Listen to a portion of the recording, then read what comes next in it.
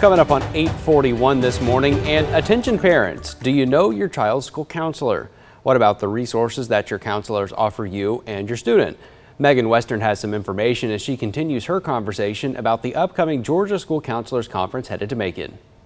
Thanks for staying with us. In our 7 o'clock hour, we talked about the upcoming Georgia School Counselors Annual Conference happening in Macon next week. Joining us to continue that conversation is Joycelyn White. She's the conference host chair here in Macon. So thanks so much for staying with us. No worries. Of course, talk a little bit more about the theme of this year's conference. Okay, so the theme of this year's conference is helping students rule their experiences. And so we are actively trying to find new ways for students to take ownership in their learning experiences.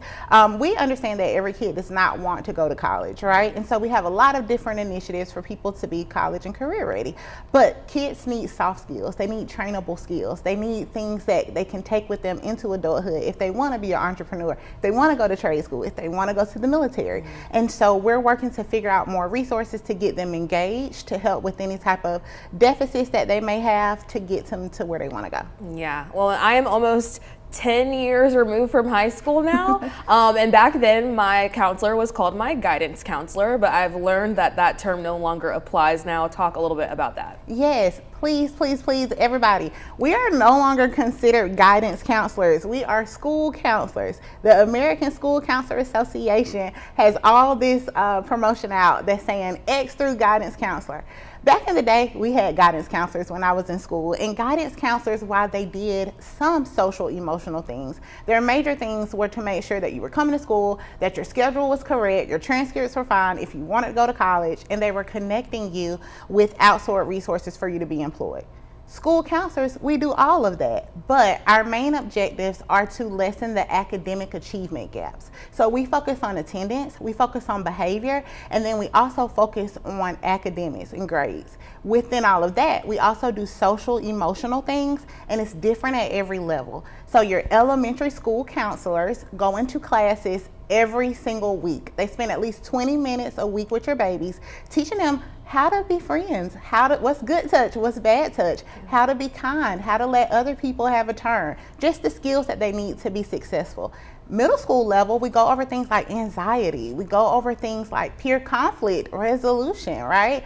And then in high school, we go over career exploration. We go over transcripts. We go ahead and make sure that we have an idea of where we are so we can know where we're going. And then we pull in a lot of wraparound services to help students be successful. Yeah, very important work that you guys are doing. Obviously, no matter what grade your student is in, it's really important for parents not only to be connected with their teachers or the principal, but also the school counselors as well. Yeah. So talk a little bit about the connection between parents and counselors and the resources available there. Yeah, for sure. I absolutely love my parents, and I believe my parents absolutely love me. But it is important for school counselors to have a positive relationship with parents. It's not a I got you moment. We're not trying to get you in trouble. We're not trying to be all in your business. But what we are trying to do is build relationships so that if something is going on that you don't know how to address as a parent, or something is identified as a barrier, that we're helping to eliminate that, and we're helping to connect you with our school social workers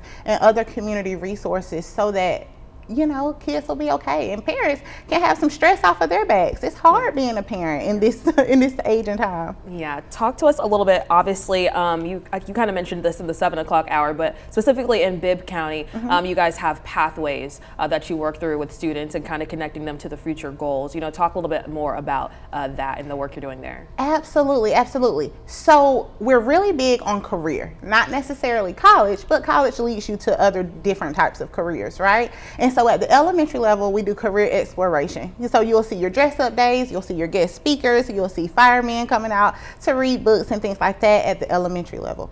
At the middle school level, though, we do a program in Bibb called U Science. And so it's a career inventory and aptitude test. Kids get to decide what they like. They get to put into the system things that they're interested in, but they do these things called brain games, and it tells you what your capacity can be, and then it gives them like what the salary would be, what the college requirements are if it requires that, what it will look like 10 years from now when they're adults, how much they'll make and things like that. But then at high school, we have different career pathways through our CTAE program. So schools have different pathways that are there. And then of course we have Hutchins, where some students can get associate degrees and a high school diploma at the same time. They can become certified nursing assistants. They can get cosmetology certificates. They can take college courses so that their core classes are kind of out of the way before they go, which is lessening the financial aid, lessening the time that they have to be there. So we have a lot of different opportunities, but exposure is key. We also work really closely with Georgia Power. They come in and do lessons. They bring the bucket trucks so that kids can see that what you've currently been exposed to, you could probably do so much greater. Yeah. But you won't know if you can't see it. Yeah, definitely. I have to give kudos to my counselor back in high school. He exposed me to the journalism world and the journalism field. I had really no idea that this was something that would interest me, and he would just, expose me to it. And I was like, oh my God, this is the perfect career choice for me. So shout out to him. He's the reason that I'm sitting in this seat today. Before we let you go, talk a little bit about how Bibb County Schools is working to kind of fight the truancy that we're seeing statewide. Absolutely. So our lovely superintendent, Dr. Dan Sims, he has made it a mission to let everyone know that attendance is something that we are really caring about and we are really pushing towards. At the school level, we have different incentives for kids that do come to school, right? I think at Central one year, they gave out AirPods to a kid that came for 30 days. They did like a raffle and a drawing. But we do have a lot of attendance incentives. I know at Weaver, where I work, they get something every single month, but we also have parties and we also have bashes. Two reasons. One, because the kids that are coming, if you focus on the ones that aren't, they feel like you don't recognize what they're doing, right? And the second thing is to encourage kids to also have fun at school and to give them goals that they can achieve and they can reach. So college and career ready, right? Goal setting. And you need to be able to see it to continue to achieve it. But Dr. Sims is very adamant about pulling parents in, making sure that everybody understands that we're on the same page here.